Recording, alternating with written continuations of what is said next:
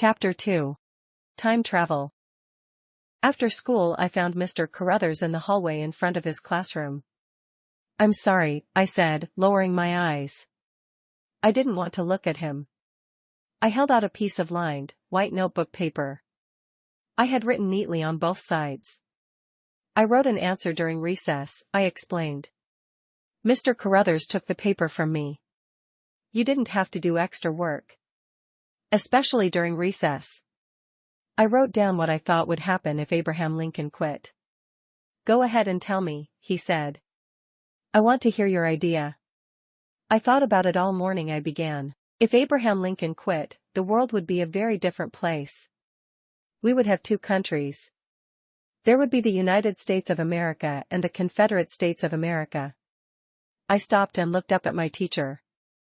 He looked around for a moment, then back at me. "Go on," Mr. Carruthers said.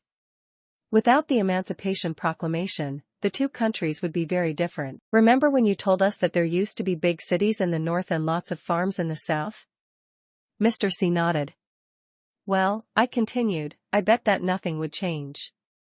In fact, I think the North and South would each do their own thing. We would have two different kinds of money. Two different flags. There might even be a big wall separating the two countries." I waited for Mr. Carruthers to say something. He didn't. "The southern states would still have slaves." I bit my lip. "And you might not be our teacher." After a few seconds, Mr. Carruthers nodded.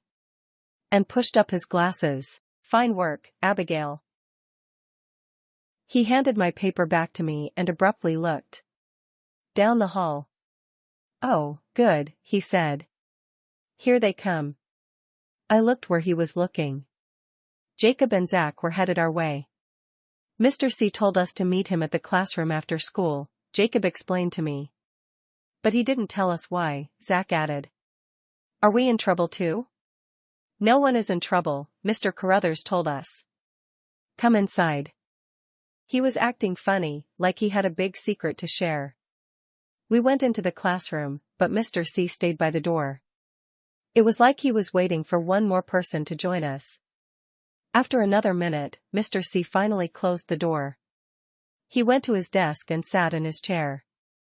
Mr. C motioned for us to move closer to him. When we were standing right next to him, he whispered, "It's not a game, you know." "What isn't?" Jacob whispered back. "What if," Mr. C said. I could barely hear him, but I swear he said, "It's true." I had no idea what Mr. Carruthers was talking about. "Do you mean, what if Abraham Lincoln quit and never issued the Emancipation Proclamation?" I asked in my normal, loud voice. "Shoo." Mr. Carruthers pressed his finger to his lips. He looked over at the classroom door. I think he was making sure no one had heard me. The door was still closed. No one could have heard anything. "Yes," he whispered at last. "The questions I ask in class are real. Before school today, I went back to the year 1862 to convince Abraham Lincoln not to quit. He wouldn't listen to me." Suddenly I noticed how red Mr. C's eyes were. He looked like he needed a nap. There was no way to force him to remain president. I couldn't issue the Emancipation Proclamation for him. I gave it my all, but he still quit. Mr. C took a deep breath and said, "I need you to help me convince him." Zach rolled his eyes and made a crazy face. He thought Mr. Carruthers was telling us a funny joke, or playing a trick. "Why do you need us?" he asked with a silly grin. "We're just kids. We aren't even the smartest kids in class." Zach had a good point. I wasn't the smartest, but I sure tried the hardest. Jacob wasn't the smartest either, unless you counted everything he knew about computers. Mr. Carruthers looked at each of us for a long moment, then explained. "You are each special. And together you make a great team, a great team. We sound like superheroes." Zach laughed. "It's not a joke, Zach," Mr. Carruthers said seriously. He reached into his coat pocket and pulled out a handheld video game. It looked different from any game I'd ever seen before. There were 4 extra buttons and a bigger screen. I looked more closely. It wasn't a game. It was a computer. Mr. Carruthers took a square cartridge out of his pocket. It had a picture of Abraham Lincoln on it. When you put this into the back of the computer, it will take you to September 22nd, 1862. The day Abraham Lincoln issued the Emancipation Proclamation. After you convince him not to quit, take out the cartridge, Mr. Carruthers explained. The computer is programmed to bring you back to school. He handed Jacob the computer and cartridge. Wow! Jacob exclaimed. His eyes lit up and sparkled with excitement. What are these buttons for? Jacob asked about the 4 little red buttons below the computer screen. Those buttons let you make changes in the computer's settings, Mr. C explained. If you press the buttons, you can pick other places to visit. Or other times. Mr. Carruthers wrinkled his nose.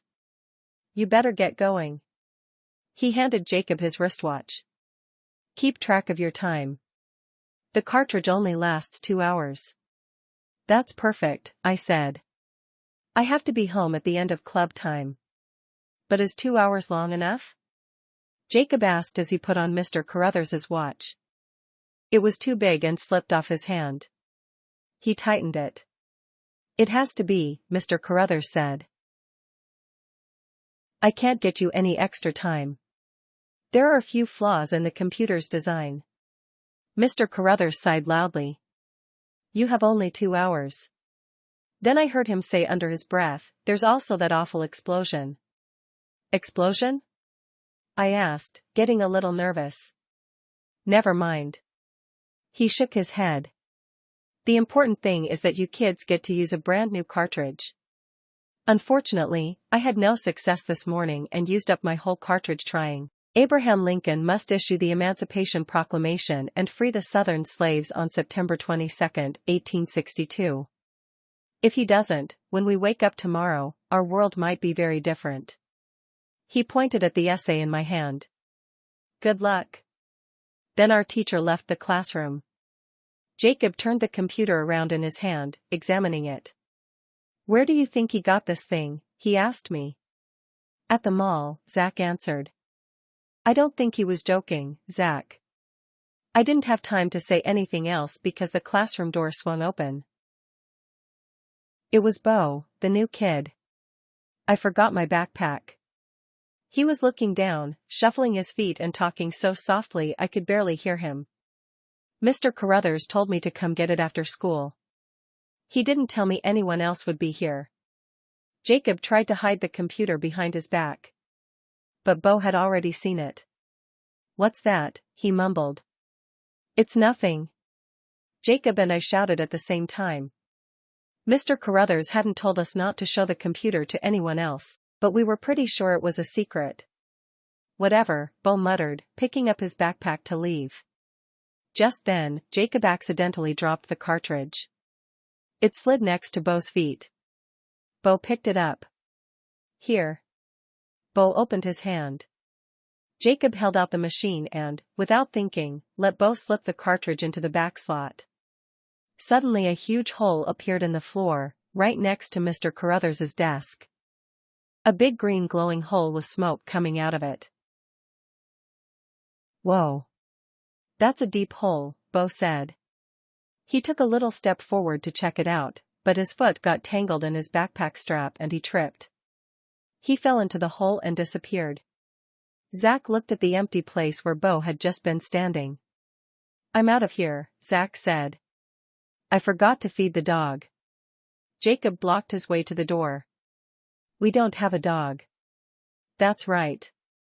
I forgot to go to the pet store and get a dog. Now Zach knew for sure that Mr. Carruthers wasn't joking. He was scared.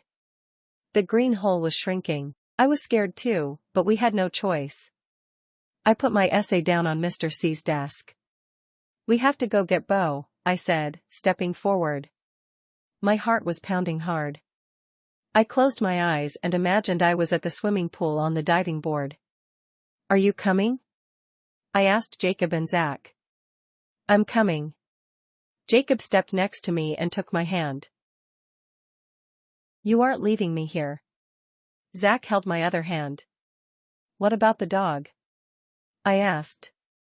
I'll get one tomorrow. He smiled. Let's go. I shouted, and together we jumped.